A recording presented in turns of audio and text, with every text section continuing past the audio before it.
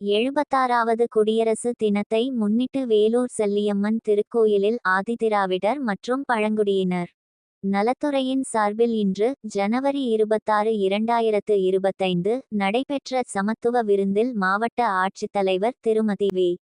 ஈரா. சுப்புலட்சுமி. இந்நிகழ்ச்சியில் வேலூர் சட்டமன்ற உறுப்பினர் திரு. ப. கார்த்திகேயன், மாநகராட்சி மேயர் திருமதி. சுஜாதா ஆனந்தகுமார், துணை மேயர் திரு. மா. சுனில்குமார், மண்டலக்குழு தலைவர் திரு. நரேந்திரன், மாமன்ற உறுப்பினர்கள் திரு. க. சு. சண்முகம், திருமதி காஞ்சனா கிருஷ்ணமூர்த்தி, மாவட்ட ஆதிதிராவிடர் மற்றும் பழங்குடியினர் நலத்துறை அலுவலர் திரு. ந. இராமசந்திரன், இந்து சமய அறநிலையத்துறை இணை ஆணையாளர் திருமதி அனிதா உட்பட பலர் கலந்து கொண்டனர். எஸ். துரைராஜ், தினக்குரல், மாவட்ட செய்தியாளர், வேலூர்.